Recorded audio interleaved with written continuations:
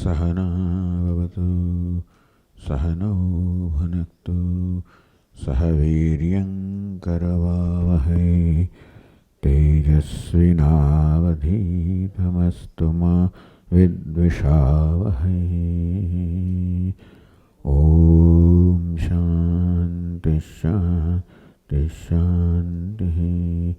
ॐ पूर्णमदः पूर्णमिदं पूर्णात् पूर्णमुदच्यते पूर्णस्य पूर्णमादाय पूर्णमेवावशिष्यते। ॐ शान्ति शान्ति शान्तिः। श्रुतिस्मृतिपुराणानाम् आलयं करुणालयं नमामि भगवत्पादं शङ्करं लोकशङ्करं शङ्करं शङ्कराचार्यं केशवं बादरायणं सूत्रभाष्यकृतौ वन्दे भगवन्तौ पुनः पुनः। ईश्वरो गुरुरात्मेति मूर्तिभेदविभागिने व्योमवद्व्याप्तदेहाय दक्षिणामूर्तये नमः। सच्चिदानन्दमद्वैतं सर्वाधिष्ठानमुत्तमम् नत्वाष्टावक्रसूक्तस्य दीपिका तन्यते परा।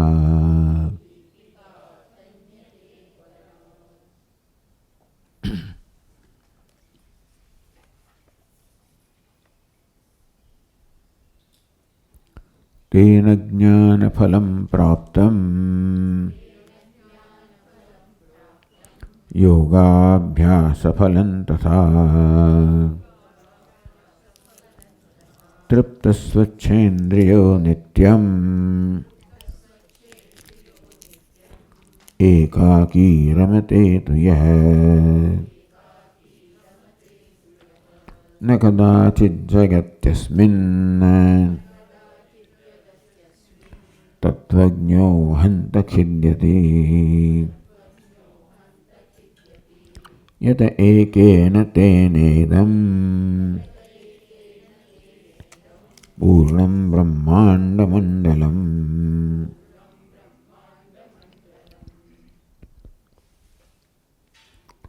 तृप्तः स्वच्छेन्द्रियः नित्यम् एकाकी रमते तु यः। यह ज्या प्रकार से तृप्त से आत्मनिव तृप्त न भोगादि नित्यम तृप्त नित्यम एनी સાથે જવું જોઈએ તો ભોગથી પણ તૃપ્તિ પ્રાપ્ત થાય પણ અનિત્ય તૃપ્તિ પ્રાપ્ત થાય। यह નિત્યં તૃપ્ત હંમેશા તૃપ્ત છે। હંમેશા તૃપ્ત ત્યારે હોય જ્યારે જે તત્વ હંમેશનું હોય એમાંથી તૃપ્તિ પ્રાપ્ત થશે એટલે આત્મામાંથી। आत्मा ज नित्य है माटे एमांथी जे प्राप्त थती पण नित्य है। नित्य तृप्त है स्वच्छेन्द्रिय है। जिन इंद्रियों मन तद्दन स्वच्छ बनी गया है विषय अनासक्त इंद्रिय सन्न तो इंद्रियनी मननी अस्वच्छता कोने के विषय में आसक्ति होवी ये बधा आमां बहु भार है। विषयासक्ति विषयनी इच्छा तृष्णा वगैरह माटे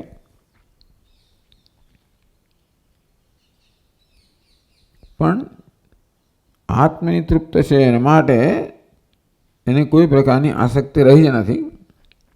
आसक्ति होय छे तृप्ति माटे अने जेने पण तृप्तिनुं साधन मानवामां आवे एना प्रत्ये आसक्ति होय। ज्यारे स्वयं तृप्त है त्यारे कोई आसक्तिनो अवकाश ज नथी ने तो एनुं मन अंते कारण इंद्रियों पण सर्व आसक्ति थी तृष्णा थी परतंत्रता थी इच्छा थी मुक्त थई गई। એટલા માટે નિત્ય તૃપ્ત છે। છેવટે ઇન્દ્રિય કહો કે મન કહો, એમાં જ તૃપ્તિની અભિવ્યક્તિ થતી હોય છે. માટે નિત્ય તૃપ્ત છે.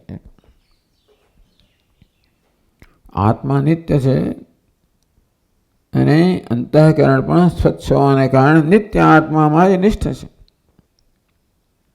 આસક્તિ કહો, ઈચ્છા કહો, એ અંતઃકરણમાં વિક્ષેપ લાવે અને બહિર્મુખ બનાવે, આત્મા નિષ્ઠાથી વિચલિત કરે, તો અંતઃકરણને આત્મનિષ્ઠામાંથી વિચલિત કરનારું કશું છે જ નહીં, કોઈ પરિબળ નથી. માટે એ નિત્ય આત્મામાં જ નિષ્ઠ છે. એકાકી રમતે તો યહ રમતે, રમણ કરે છે,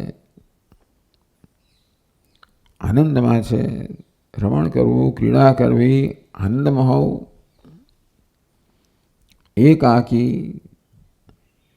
સામાન્ય રીતે માણસ એકલો હોય તો આનંદમાં ના હોય.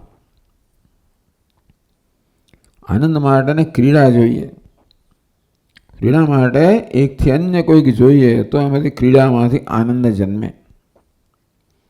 રમણ કરવું, ક્રીડા કરવી, આત્મરતિ, આત્મક્રીડા, આત્મરતિ,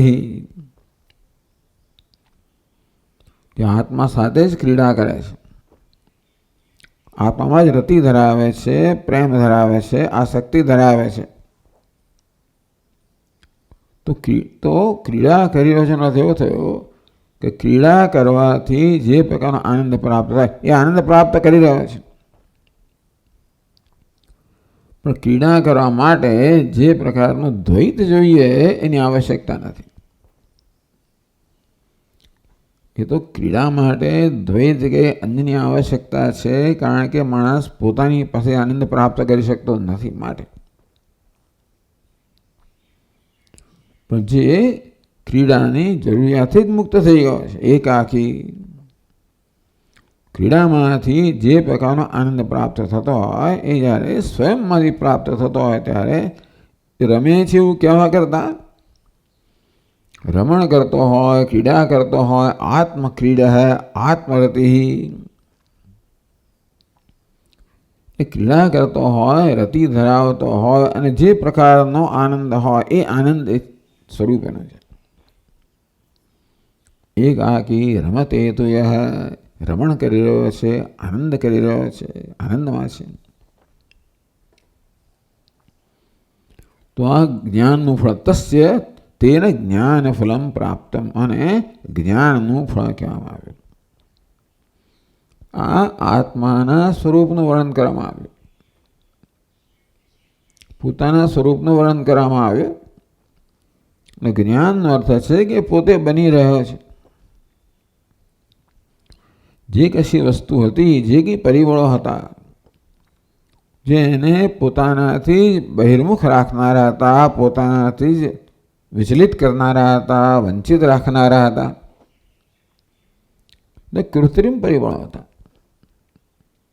અવિદ્યામાંથી જન્મેલો અહંકાર કહો, અભિમાન કહો, એ ચિત્તને બહિર્મુખ રાખનારો હતો અને તેથી એને પોતાના સ્વરૂપના લાભથી જ વંચિત રાખનાર. એ પરિબળો, એ કૃત્રિમ જે બધા પરિબળો હતા એ દૂર થયા. એટલા માટે એ સ્વાભાવિક હોય તો પછી નિષ્ઠા કૃત્રિમ થઈ જાય. પણ આ બધા જે અવરોધો છે કૃત્રિમ હોવાને કારણે દૂર થવાથી સ્વાભાવિક નિષ્ઠા એને પ્રાપ્ત થઈ છે. તો જ્ઞાન ફલમ, પોતે જે છે તે બની રહેવું, પોતે જે છે તેને જાણવું, પ્રાપ્ત કરવું, બની રહેવું. યોગાભ્યાસ ફલમ તો યહ, તથા એ પ્રકારે યોગના અભ્યાસનું, ચિત્તવૃત્તિ નિરોધનું, સ્વરૂપના અવસ્થાનું આ ફળ છે. યોગનો થઈ ગયા, આપણે કર્મયોગ વગેરે પણ કર્યો, એ બધા અભ્યાસનું ફળ છે. એટલે જીવનમાં બધી આધ્યાત્મિક સાધનાનું ફળ એને પ્રાપ્ત થયું, જે સ્વયં પોતાનામાં જ સ્થિત છે, નિષ્ઠ છે. એટલા જ માટે કોઈ પ્રયત્ન નથી. પોતાનાથી અન્ય કશી વસ્તુમાં સ્થિત થવા માટે પ્રયત્ન જોઈએ, કારણ કે એ સ્વભાવ નથી.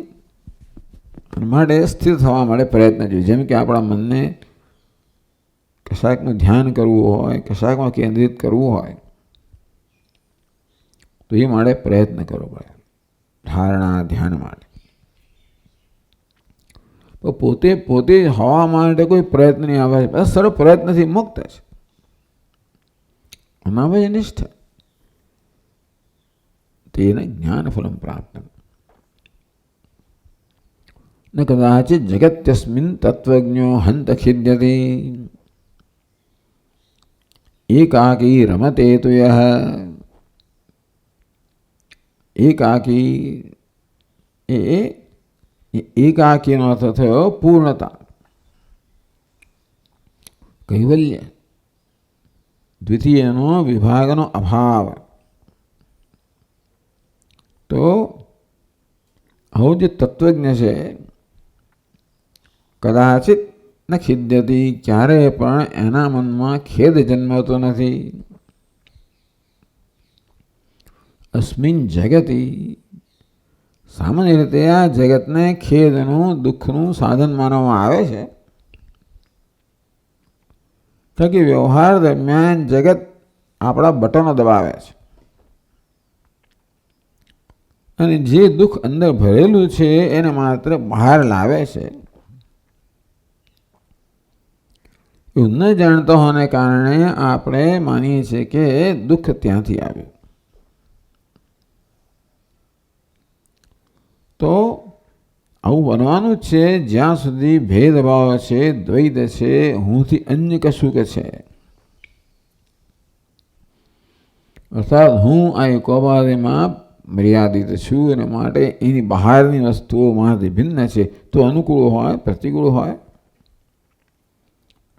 અનુકૂળતા પણ ખેદ જન્મ આવે વિયોગની સંભાવનાથી, અને પ્રતિકૂળતા તો ખેદ જન્મ આવે જ વિયોગથી. આમ જ્યાં દ્વૈત છે, ભેદભાવ છે, ત્યાં ખેદ જ છે.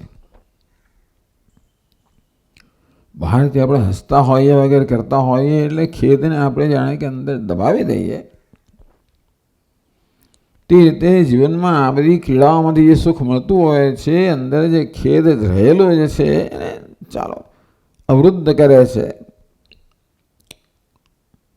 પણ જેવો એ જતું રહ્યું, ક્રીડા જગત સાથેના ક્રીડામાંથી કશાક અનુકૂળ વ્યવહારમાંથી મળતું સુખ જરા દૂર થયું કે તરત પેલો ખેદ તો બહાર આવી જાય. તત્વજ્ઞો હંત ન ખિદ્યતી, જે પોતાને અદ્વિતીય જાણે છે, એકાકી, પૂર્ણ, તો એનું નામ પૂર્ણ છે, જેમાં કોઈ વૃદ્ધિ ક્ષય ના થઈ શકે. તેથી ખેદ એટલે ક્ષયને કારણે ખેદ જન્મે, કોઈ ગુમાવવાનો ખેદ જન્મે, અનુકૂળ ગુમાવવાનો ખેદ જન્મે, ઈષ્ટને ગુમાવવાનો ખેદ જન્મે, અનિષ્ટની પ્રાપ્તિનો ખેદ જન્મે. ઈષ્ટ અનિષ્ટ છે ત્યાં પછી આવું થવાનું જ છે. તો જ્યારે પોતે અન્ય કંઈક છે ત્યારે આમાંનો કશુંક તો હોવાનું, ઈષ્ટ હોય, અનિષ્ટ હોય, અનુકૂળ હોય, પ્રતિકૂળ હોય. એટલે કેવી રીતે આ ભેદભાવ છે એ આ બધા પ્રકારના દુઃખનું કારણ છે. હું અલગ છું, આ જગત અલગ છે, અલગતા છે, એ બધા જ દુઃખનું કારણ. દુઃખનું મૂળ છે, પછી એમાં બધું એમાં જમા થતું જાય, તો મૂળ અહીં છે. પછી અનુકૂળ પ્રતિકૂળ રાગ દ્વેષ વગેરે વગેરે જમા થાય, માત્રાઓ વધતી જાય. યદ એકેન તેન ઇદમ પૂર્ણમ બ્રહ્માંડ મંડલમ, કારણ કે એના વડે આ સમગ્ર બ્રહ્માંડ મંડળ પૂર્ણ છે. એ સ્વયં બ્રહ્માંડ મંડળ છે, અર્થાત સ્વયં પૂર્ણ છે, સ્વયં સર્વ છે. એવું છે જ, તત્વ એક જ છે. અનેકતા તો બધી ઊભી કરેલી છે, વિભાગ છે. તો આપણું અંતઃકરણ મન આ પ્રકારનો અધ્યારોપ કરતું હોય છે. તદેકેન તેનમ પૂર્ણમ બ્રહ્માંડ મંડલમ દ્વિતીયસ્ય ભાવાત ન ખિદ્યતિ. દ્વિતીય નથી, ભેદભાવ નથી. અને તેથી પોતાનો અસ્વીકાર, પોતાનો તિરસ્કાર વગેરે વગેરે જે આપણો મનમાં જન્મ્યા કરતો હોય છે કે મારો સમાવેશ ન થયો, મેં કોઈનો સમાવેશ ન કર્યો, દ્વૈતમાં એવું જ થતું હોય ને. તેથી કે ને ઉદાહરણ કહ્યું, જે બ્રાહ્મણને અન્ય જુએ છે એનો બ્રાહ્મણ તિરસ્કાર કરે છે. આમ જ્યાં આપણા વ્યવહારમાં ભેદભાવ આવ્યો ત્યાં આગળ તિરસ્કાર, એ ભેદભાવ આપણે જ તિરસ્કાર કર્યો એટલે તિરસ્કારનો ભોગ બનીએ છીએ.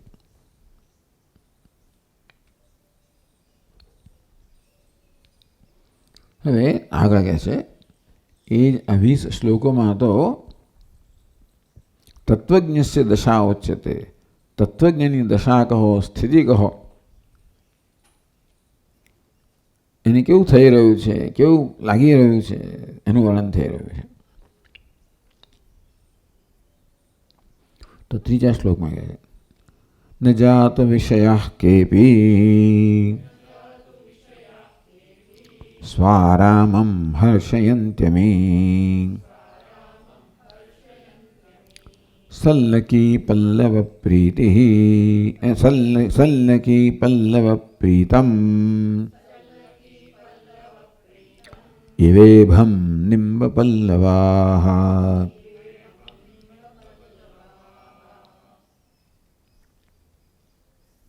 બહુ વિલક્ષણ દૃષ્ટાંત આપે છે. સલ્લકી પલ્લવ પ્રીતમ ઇવ ઇભમ, ઇવ એટલે હાથી, સલ્લકી પલ્લવ એટલે પાંદડું, સલ્લકી કોઈ પ્રકારની વેલ, એના પાંદડા હાથીને ખૂબ ભાવે એવું કહેવામાં આવે છે. એને બહુ સ્વાદિષ્ટ લાગતા હશે, કદાચ મીઠા લાગતા હશે, એને શું સ્વાદ ભાવતો હશે. પણ નિંબ પલ્લવાહ, કડવા લીમડાના પાંદડા છે, હાથીને ભાવે નહીં, કડવા છે. આપણે માટે એવું માનીએ એટલે હાથીને બધા દરેક પ્રાણીને ગમતું અણગમતું તો હોય જ છે. હાથી બધા જાત જાતના પાંદડા ખાયા કરે, પણ છતાંય કેટલાક એને સ્વાદિષ્ટ લાગે, કેટલાક ન લાગે, કેટલાક ન પણ ગમે. નિંબ પલ્લવાહ, તો જેવી રીતે નિંબ એટલે લીમડો, અને કડવો લીમડાના પાંદડા હોય એ કેવા કડવા હોય. તો જે હાથીએ આ સલ્લકી નામની વેલના પાંદડાના સ્વાદનો અનુભવ કર્યો છે, who has experienced the height, આપણા સ્વામીજી કહે, then you cannot settle for anything less. જેને મદ્રાસ કોફી પીધી છે, મદ્રાસની અંદર કોઈના ઘરે મહેમાન થઈને ગયો અને ત્યાં તો સવારના પરમાં 5 વાગ્યામાં આમ સોડમ પ્રસરી ગઈ ઘરની અંદર. એ લોકો તો કોફીના પેલા દાણા હોય એને ગ્રાઇન્ડિંગથી શરૂ કરે, એ તૈયાર ના લાવે. દરરોજ જે દાણામાંથી કોફી બને પછી જે તો આખું ઘર એકદમ કોફીની સોડમથી ભરાઈ ગયું, એનાથી જ ઉઠે. એક વાર એનો સ્વાદ લીધો ને પછી કોઈ કોફી ભાવે નહીં તમને. તેવી રીતે તો દ્રષ્ટાંત આપે કે ગાઢ નિદ્રામાં જે સુખ આપણે ભોગવ્યું હોય એનો એકવાર સ્વાદ લીધા પછી બીજા કોઈ સુખ છે આપણે રસ ના જન્માવી શકે. એક્સપિરિયન્સ હાઇટ એ પેલા ગાયકનો દૃષ્ટાંત આપે. ઘણી વાર છે ને અવાજ ન થતો હોય, છેક ના જાય તો આમ હાથથી છેડે ઊંચું કરવું પડે. પંચમ સુર જતો ના હોય તો એકવાર એ સુર પ્રાપ્ત કર્યો પછી એથી નીચાણામાં એને સંતોષ થઈ જ ના શકે. તો હાથીનું દૃષ્ટાંત આપ્યું કે આમ સલ્લકીના પાંદડાનો આનંદ લીધો હોય પછી એને આ લીમડાના પાંદડા ન ગમે, સ્વાભાવિક છે. તેવી રીતે વિષયા ન કેપી સ્વારામમ હર્ષયંતિ અમી.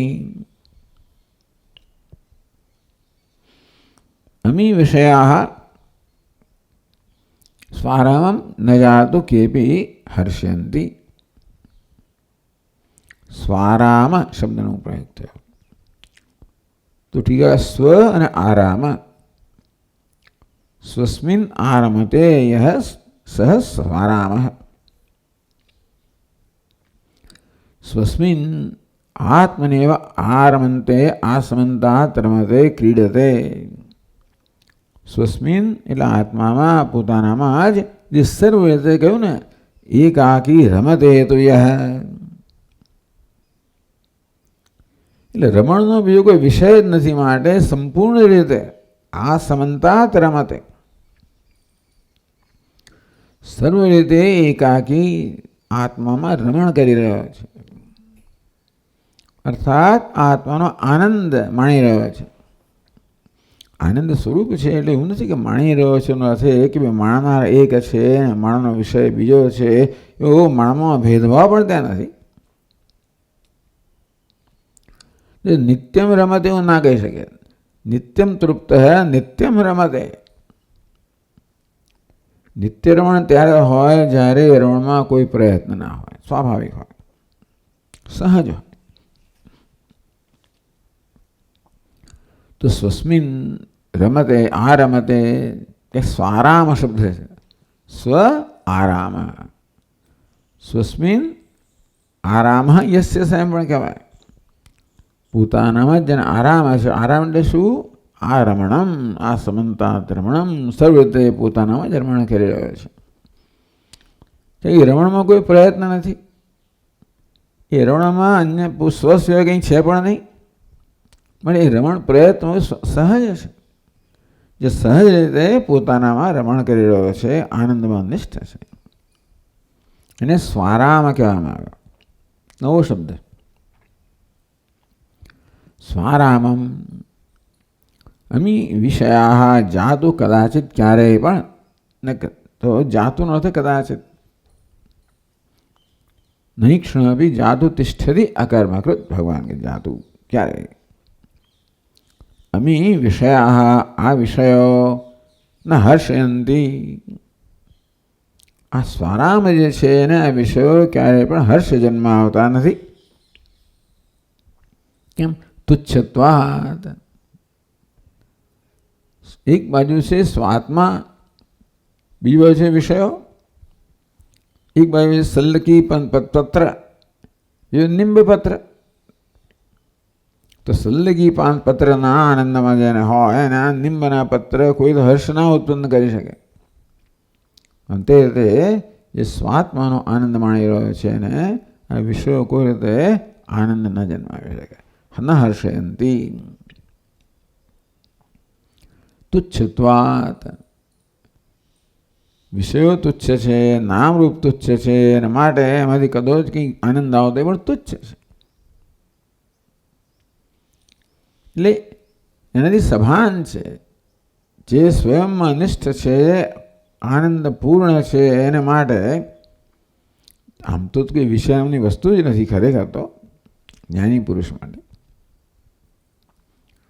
જ્યાં ભેદભાવ જ નથી, ભોગતા ભોગ્યો ભેદભાવ પણ નથી, ત્યાં વિષય, એટલે વિષય સુખ કોને કહેવાય? કે ભોગતા ભોગ્યના ભેદભાવથી જન્મેલા સુખને વિષય સુખ કહીએ આપણે. ચાલો,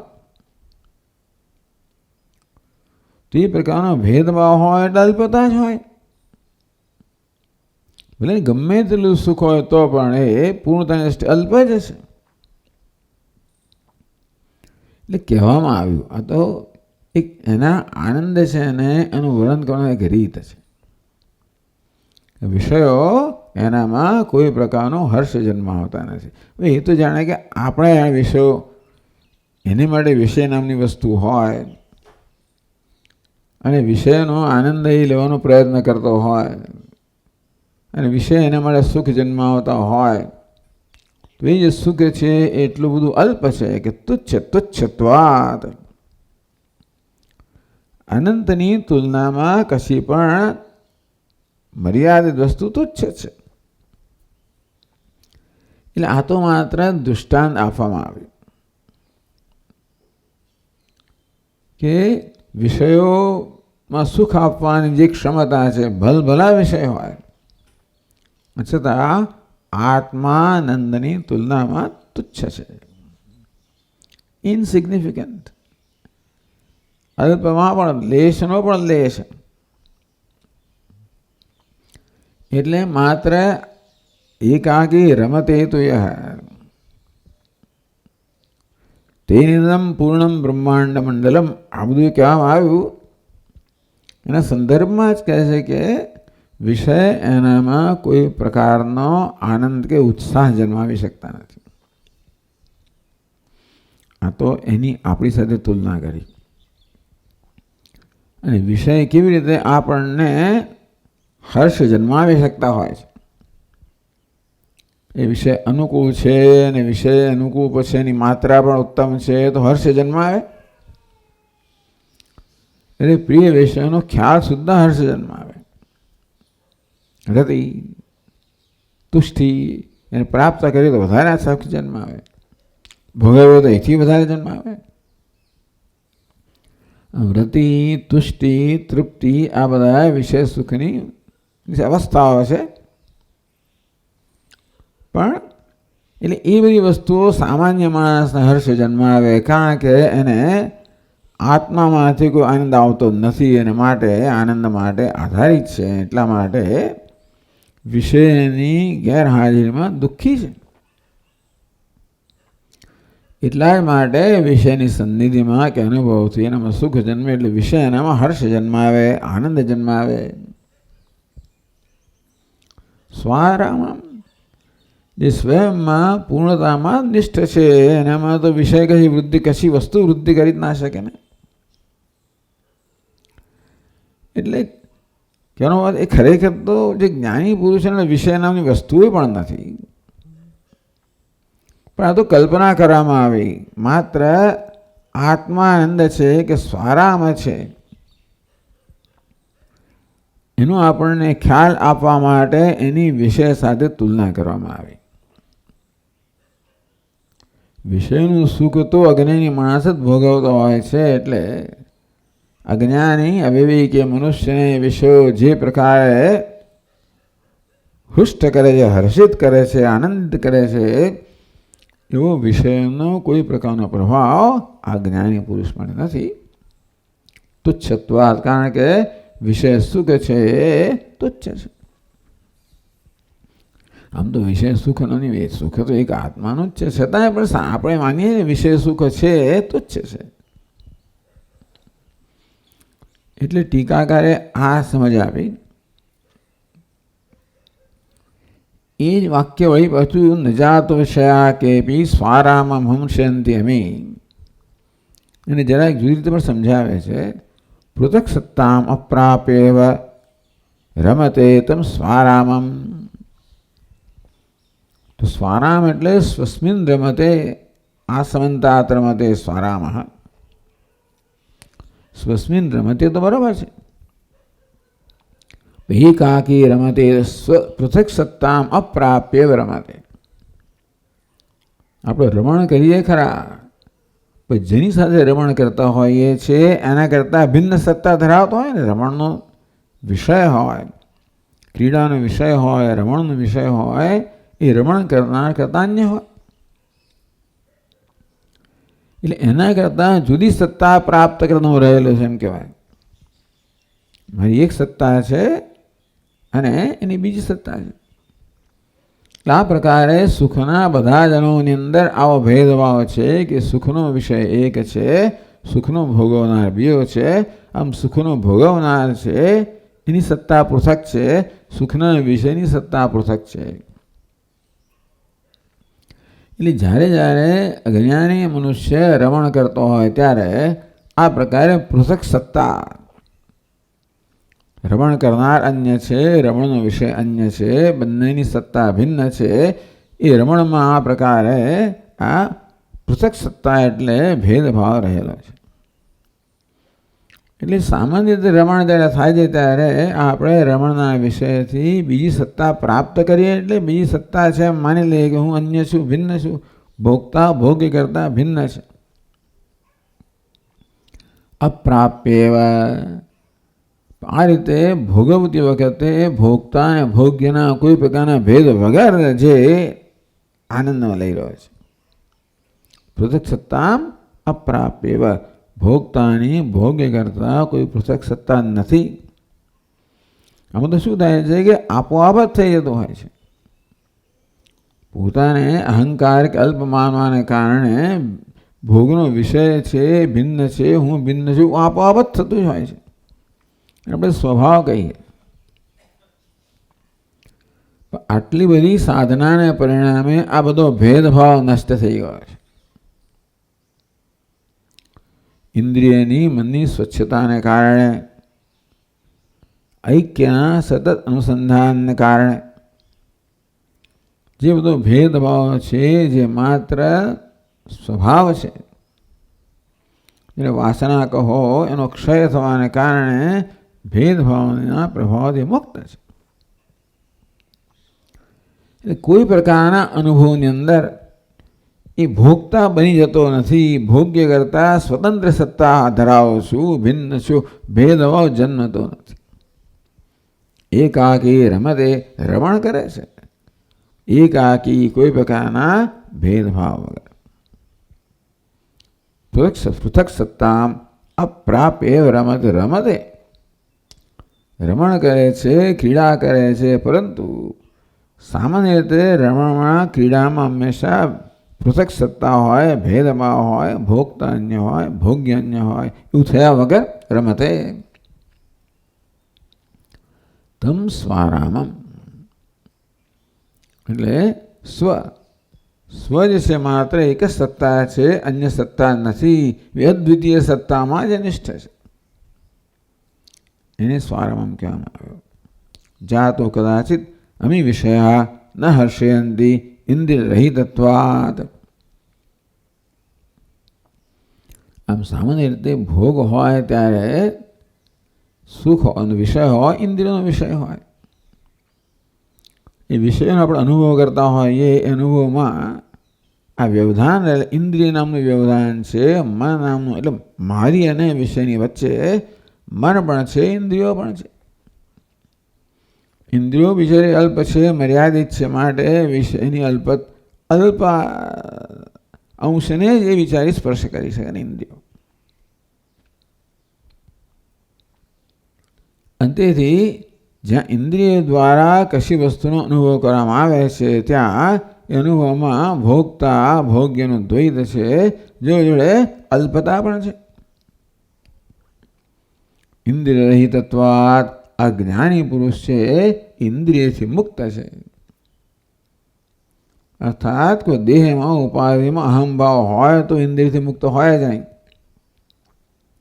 પણ પૃથક સત્તા સ્વસ્મિન આત્મનિયવ એકાકી રમતે. અને તેથી એને એવી વ્યક્તિત્વની ભાવના નથી, દેહની ભાવના નથી, ઇન્દ્રિયની ભાવના નથી. અર્થાત જે અનુભવ થાય છે એ ઇન્દ્રિય દ્વારા નથી થતો, પણ એકાકી સ્વયં માત્ર પોતે ચૈતન્ય છે, નિષ્ઠ છે, પૂર્ણ છું, અને માટે એ કોઈ દ્વૈત વગરનો અનુભવ કહો. એટલે એમ કહેવાય કે આ વિષયો એનામાં કોઈ પ્રકારનો હર્ષ કેમ જન્માવતા નથી. વિષયો હર્ષ કોનામાં જન્માવે? ઇન્દ્રિય દ્વારા જે વિષયનો અનુભવ કરતો હોય એનામાં જન્માવે. કારણ કે ઇન્દ્રિયને વિષયનો સ્પર્શ ના હોય ત્યારે હર્ષનો અભાવ છે. ઇન્દ્રિયને વિષયનો સ્પર્શ થાય ત્યારે હર્ષનો અનુભવ છે. એટલા જ માટે પ્રિય વિષયના વિચારથી પણ હર્ષ, આનંદ જન્મે. એ પ્રકારના સંપર્ક થશે અને આવો અનુભવ થશે એની અપેક્ષા. પણ આ આનંદના અનુભવમાં આવો કોઈ દ્વૈત કે ભેદભાવ નથી, એટલે સ્પર્શ નથી, પૃથક સત્તા નથી. ઇન્દ્રિય રહિતત્વાત, જે ઇન્દ્રિય દ્વારા વિષયોનો સંપર્ક કરવામાં આવે છે ત્યાં વિષયો છે હર્ષ શોક જન્માવે. એમ તો એનામાં હર્ષ નહીં જન્મે, શોક, બીજાને શોક પણ જન્માવે ન ખીદ્યતી. જ્યારે આ પ્રકારે ઇન્દ્રિય દ્વારા, મન દ્વારા હું ભોગતા છું અને તેથી એક ઉપાધિમાં સીમિત છું અને ઉપાધિ બહારના વિષયોને આ મન બુદ્ધિ ઇન્દ્રિયો દ્વારા સંપર્ક કરું છું. એ સંપર્કમાં કશુંક હોય એ સંસ્પર્શા ભોગા નહીં, દુઃખ નહીં. માત્રા સ્પર્શાસ્તુ કાંતેય શીતોષ્ણ સુખ દુઃખદા.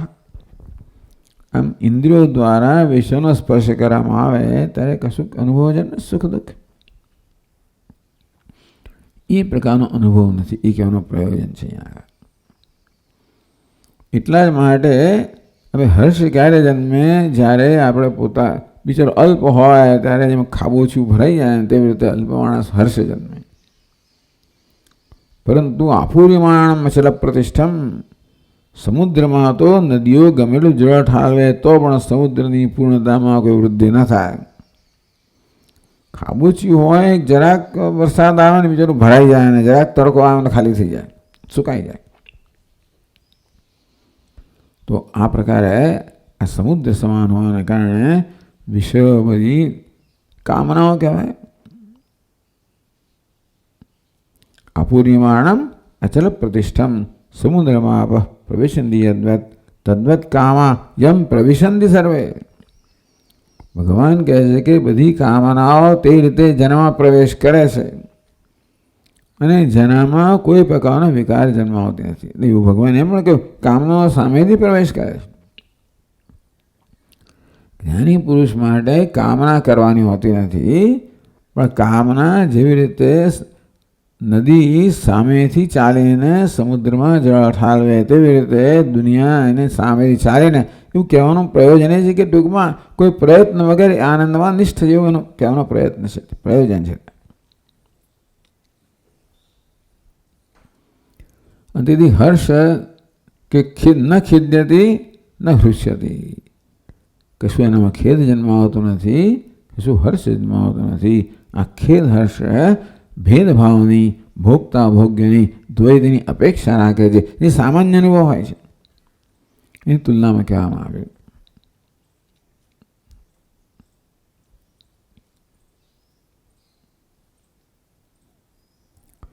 પણ જે તુચ્છત્વાદ પહેલા કહ્યું ને એને આ દૃષ્ટાંત લાગુ પડે. ઇન્દ્રિય રહિતત્વાદ જ્યારે બીજી વાત કહેવામાં આવે ત્યારે તો આ દૃષ્ટાંત લાગુ પડે નહીં. પણ વિષયો તુચ્છ છે એના માટે જે પૂર્ણતામાં નિષ્ઠ છે એને કોઈ પ્રકારનો હર્ષ ના જન્માવી શકે. એ તો માત્ર ખ્યાલ આપવા માટે જ કહ્યું કે જેવી રીતે લીમડાના કડવા પાંદડા હાથીમાં કોઈ હર્ષ ના જન્માવી શકે, જેણે સલ્લકી પત્રનો અનુભવ લીધેલો છે, જેણે આ પ્રકારે પૂર્ણતા અનુભવ લીધેલો છે, એને કોઈ વિષયો હોય એનામાં કોઈ પ્રકારનો તરંગ ના ઉત્પન્ન કરી શકે, વિક્ષેપ ન જન્માવી શકે. એટલે આત્માની પૂર્ણતા કે જ્ઞાની પુરુષની પૂર્ણતા કે આનંદની નિષ્ઠા માટેનો આ એના વર્ણનનો આ પ્રયત્ન છે. એવી રીતે એ સ્વયં નિષ્ઠ છે, પૂર્ણતામાં નિષ્ઠ છે. યત એકેન તેનેદમ પૂર્ણમ બ્રહ્માંડ મંડલમ.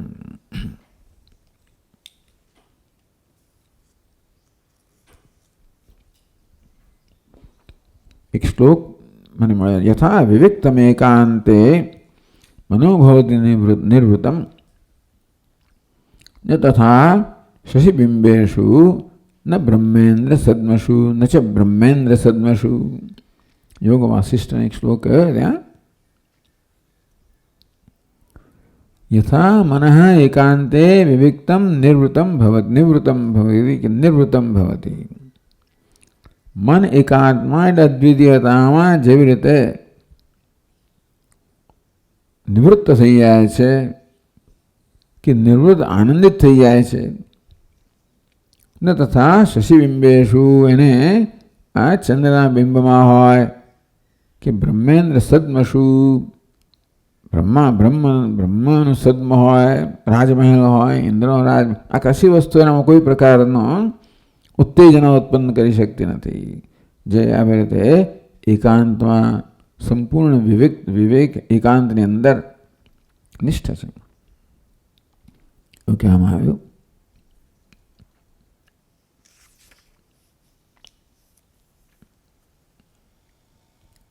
આગળ કહે છે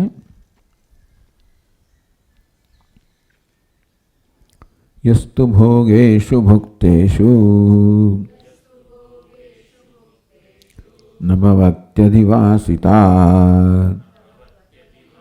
આમ તો ન ભવ અધિવાસિત એવો પાઠ છે, બીજે તો ન ભવત્યધિવાસિત અભુક્તેષુ નિરાકાંક્ષી તાદૃશો ભવ દુર્લભ.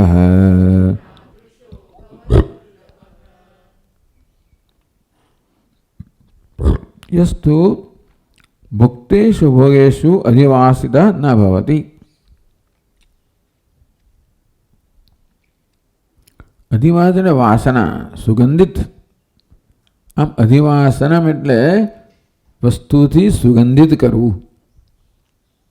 આપણે જ્યારે દેવતાની આવારે પૂજા કરતા હોય ત્યારે જેવી સુગંધિત દ્રવ્યોથી આપણે સુગંધિત બનાવીએ તે દમણ પણ સુગંધિત બનતું હોય છે.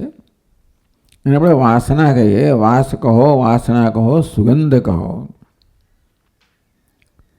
તો ભુક્તેષુ ભોગેષુ, જે ભોગ બધા ભોગવવામાં આવ્યા છે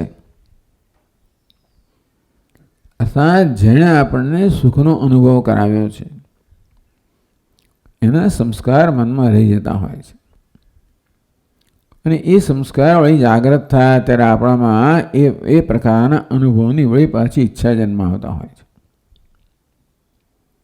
તેની ચોપાડી પસાર થાવ એટલે ભેળપુરી યાદ આવે તમને જૂના જમાનાની. કે પછી માણેક ચોક જતા હોય ત્યારે બધું સમોસા એવું યાદ આવે, કચોરી. મુંબઈમાં ખાઉધરા ગલી છે દાદરમાં, એવું બધું જે કે ભૂતકાળની અંદર ભોગવ્યું હોય એને સંસ્કાર રહી ગયા હોય અને એ ટૂંકમાં અધિવાસ આપણા મનને વાસિત કરતા હોય છે, મનને સંસ્કૃત કરતા હોય, એટલે કે પોતાની અસર જન્માવતા હોય. તો ભોગેષુ ભુક્તેષુ, જે કે ભોગ ભોગવવામાં આવે છે, ભોગવવામાં આવ્યા છે એ વિષયો કોઈ પ્રકારની વાસના કહો, સંસ્કાર કહો, કશું છોડીને જતા નથી. એનો અર્થ એવો થયો.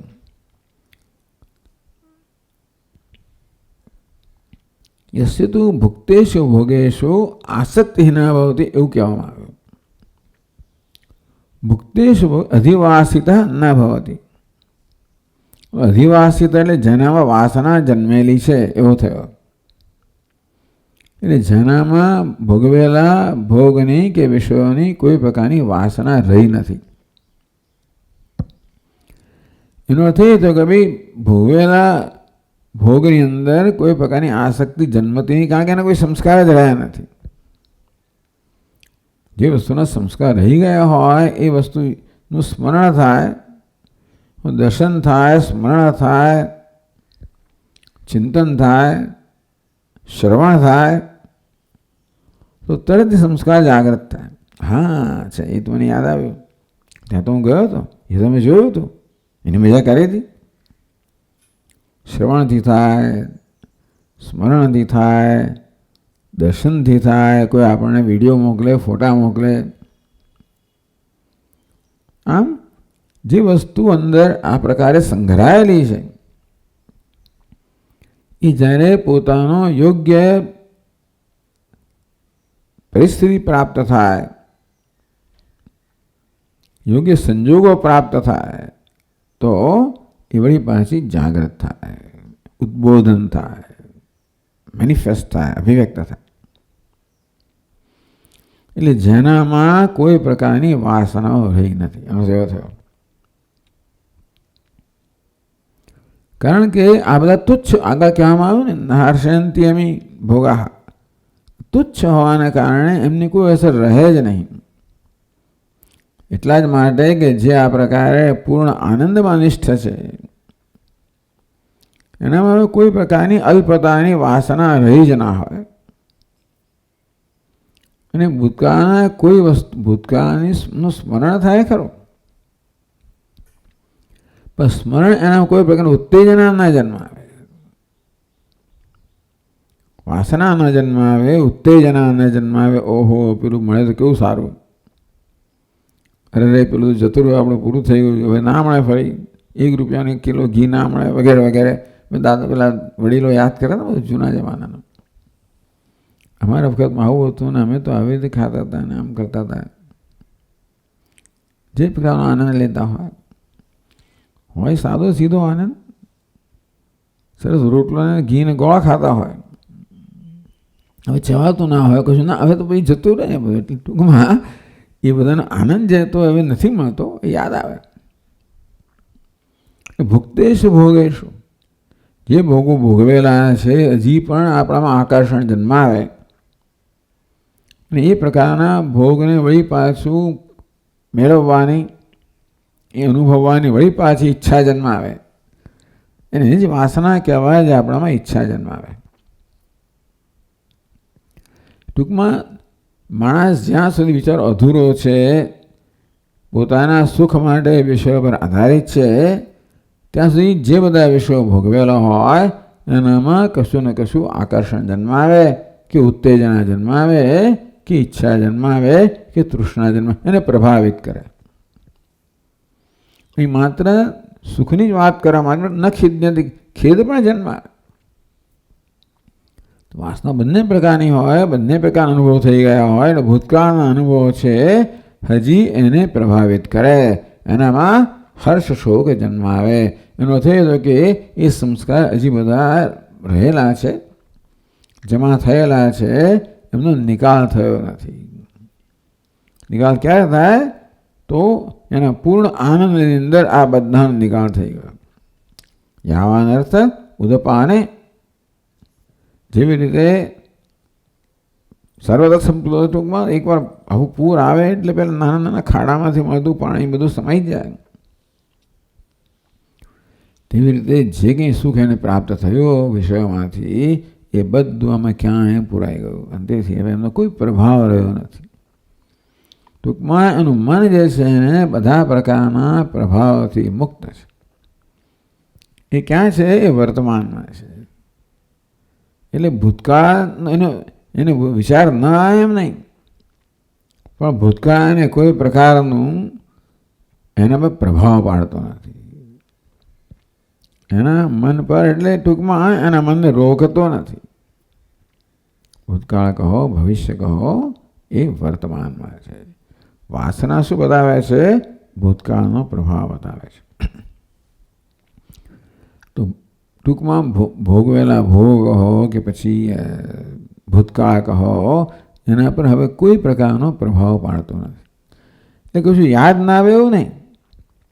એની સાથે જે રાગદ્વેષ સંકળાયેલા હોય, હર્ષ શોક જે બધા, એ કશું હોય નહીં. ભૂતકાળ એનામાં દુઃખ જન્માવે નહીં, કે સુખ પણ ના જન્માવે, એટલે કે એનામાં કોઈ વૃદ્ધિ ક્ષય ના કરે. અભુક્તેષુ નિરાકાંક્ષી, પેલું રહી ગયું ભાઈ, ભોગવવાનું રહી ગયું અને એની આકાંક્ષા થઈ જાય. તો અમે હતા પણ હું જઈ ના શક્યો સ્વામીજી, હું માદો પડી ગયો. બધાએ ગયા જોવા માટે, અને કહ્યું તું કાશ્મીરની અંદર પેલું, તો બધા લોકો ગયા અને આપણે માદા પડીને સૂઈ ગયા. અને અરે જો એ તો જોવાનું રહી ગયું, સરસ આવા બગીચાઓ જોવાનું રહી ગયા, પેલું રહી ગયું. અભુક્તેષુ, જે વસ્તુ ભોગવ્યા, એટલે ટૂંકમાં જેને કારણે આપણને ખોટ ચાલે છે. અભુક્તેષુ નિરાકાંક્ષી, એટલે ભોગવવાને કારણે આપણા વૃદ્ધિ થાય એવું લાગે ત્યારે ભોગવવાની ઈચ્છા જન્મે, અને ભોગવવામાં રહી ગયો, વંચિત રહી ગયો, માટે મારામાં કંઈક ખોટ છે એવું લાગે ત્યારે વળી પાછી એની આકાંક્ષા જન્મે. અભુક્તેષુ નિરાકાંક્ષી, જે ભોગવ્યા નથી એના પ્રત્યે કોઈ પ્રકારની આકાંક્ષા. ટૂંકમાં બધી આકાંક્ષાઓ અને બધી વસ્તુઓ તો માત્ર અધૂરા મનમાં જ જન્મે. જે પૂર્ણતામાં છે એનું જે આ વર્ણન છે એનામાં કોઈ આકાંક્ષા જન્મતી નથી, કારણ કે એનો કોઈ અવકાશ જ નથી. આત્મતૃપ્તત્વાત, બંને માટેનું એક જ કારણ કહ્યું, આત્મતૃપ્તત્વાત. આત્મતૃપ્ત હોવાના કારણે ભોગવેલી વસ્તુ કશી વૃદ્ધિ ના કરી શકે, ન ભોગવેલી વસ્તુ એનામાં કોઈ ખોટ ના જન્માવે, અને માટે ભોગવેલું ન ભોગવેલું એને કોઈ પ્રકારનો પ્રભાવિત કરતો નથી. એની તૃપ્તિમાંથી એને વિચલિત કરતો નથી. યદા તે મોહ કલિલમ બુદ્ધિ વ્યતિદ્રશ્યતિ તદા ગંતાસ નિર્વેદમ શ્રોતવ્યસ્ય શ્રુતસ્ય છે. ભગવાન કે તરફ નિર્વેદ જન્મશે, વૈરાગ્ય જન્મશે ત્યારે શ્રુત અને શ્રોતવ્ય જે સાંભળેલું છે નહીં સાંભળેલું એ કશી વસ્તુ માટે તને કોઈ રાગ નહીં જન્મે કે દ્વેષ નહીં જન્મે. આત્મતૃપ્તત્વાત તાદૃશો ભવ દુર્લભ સંસાર સાગરે કોડિશુ એક ઇત્યર્થ. ભવ એટલે સંસાર, દુનિયામાં આવો મનુષ્ય છે એ દુર્લભ છે. સંસાર સાગરે ભવને એટલે સંસાર સાગરમાં કરોડોમાં કોઈક એક હોય જે આ પ્રકારનો હોય. કેમ? આત્મતૃપ્તત્વ.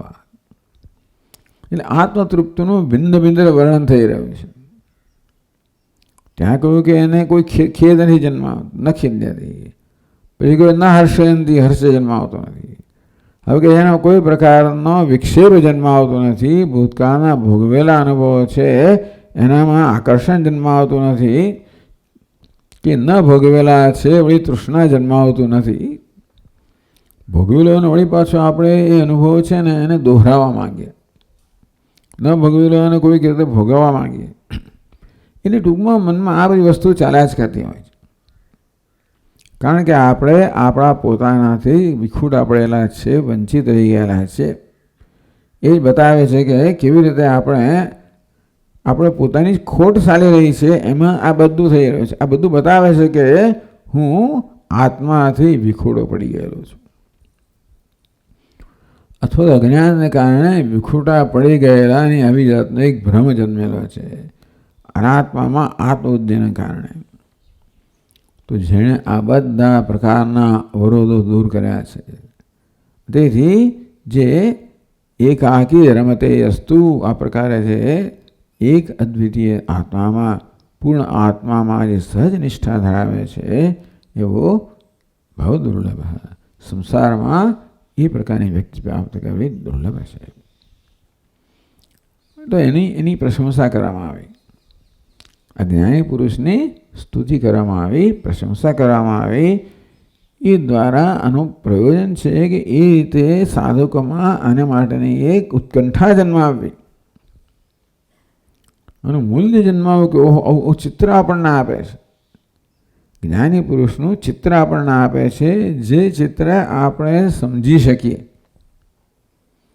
તો જે ભાષાથી આપણે પરિચિત છીએ એ ભાષામાં એનું ચિત્ર આપવામાં આવે છે. ખરેખર સલ્લકી, પલ્લવ વગેરે વગેરે એને હર્ષના જન્મ આવે, ખેદના જન્મ આવે, આકાંક્ષાના જન્મ આવે.